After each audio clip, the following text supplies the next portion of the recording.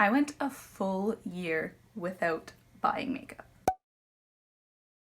Now, I'm sure you're wondering, how did my no-buy go? In this video, I'm going to break down the events that preceded my no-buy, what started it, and the reasons why, as well as why I continued to do it throughout the year. So, what precipitated my no-buy? What were the events that led up to refusing to buy makeup entirely? In December of 2018, I needed a new foundation, a new high-end foundation. Most days I just use a regular CoverGirl foundation, but I have one that I really love that is a lot more expensive that I use on special occasions. And I was almost done that foundation, so I decided that I needed a new one. Tarte had this really great deal. It was buy something like 8 new makeup items for $90. Their foundation just by itself was $50. So I figured this is a great deal.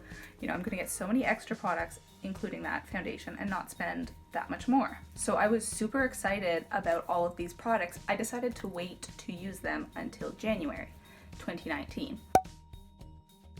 And when January rolled around, it was the start of the new year. I had a bunch of time. I was reading Marie Kondo's new book, The Art of Decluttering. What is it called?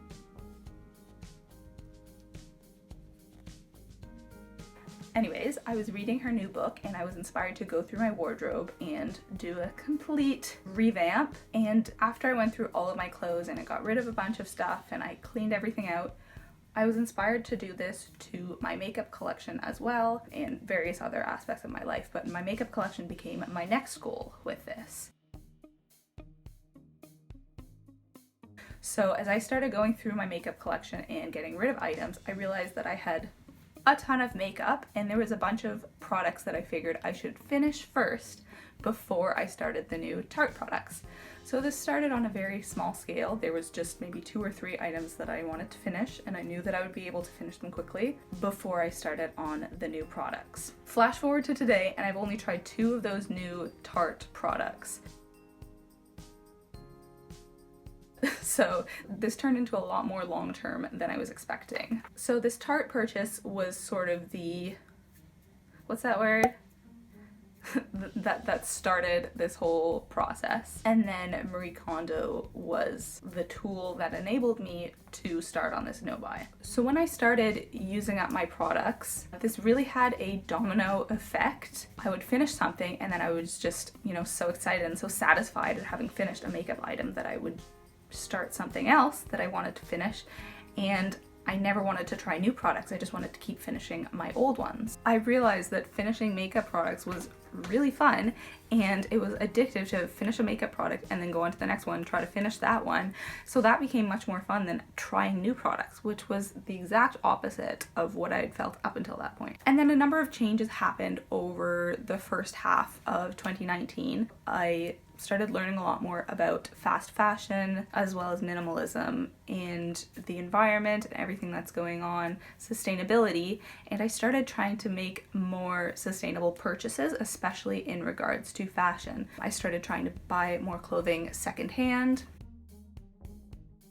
And then I really started to think about these industries. And on YouTube, I started seeing a change in people's consumer habits. A lot of people were embarking on these no-buys and stopping buying makeup. I sort of started to view makeup similarly to the way that I was seeing fast fashion. You know, these companies just pumping out palettes and products really, really quickly. So I just overall became a more conscious consumer, and I have to attribute this a lot to Whitney Hedrick, who is an amazing YouTuber. I discovered her about half a year ago, and she's been doing a makeup no-buy for all of 2019, so she has really, really inspired me to use up my collection.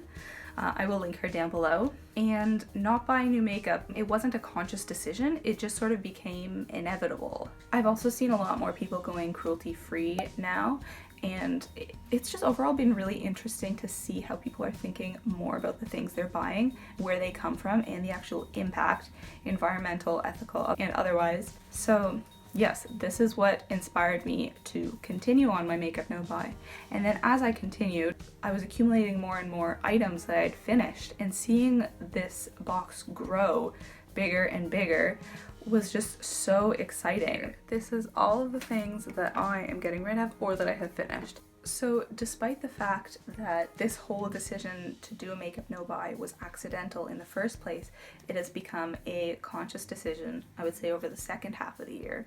The first half, there was so many different factors involved, from being more conscious, as well as realizing how much money I was saving. And I would love to do a whole another video on how much money I've saved by stopping buying makeup. This was definitely one of the reasons that I continued in the first half of the year. So it became a conscious decision absolutely the second half of the year, especially as I saw more and more YouTubers embarking on these no buys, and me myself personally getting super invested in their makeup no buys. So that's essentially it. Those are my reasons why. To answer the question, how did it go? I think it went much better than I ever could have anticipated, and I am more motivated than ever to continue finishing off my collection and to not buy any more makeup. And I would have thought it would be the opposite, that by the end of this year I would just be so tired of it and I would be craving making all of these purchases. But in fact, it's the exact opposite, and I'm far more motivated than I was a couple months ago.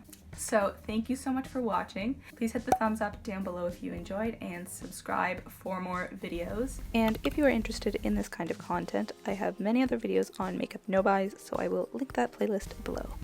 I would also love to do a video going more in depth into how my no buy was over the course of the year, mentally, how I dealt with it, if I had cravings to buy makeup, if I did cheat a little bit, if I bought anything at all, because I think it is really interesting to hear, because I didn't touch on whether I stuck to the makeup no buy 100% or not, and I would also like to discuss that because I may have cheated a little bit.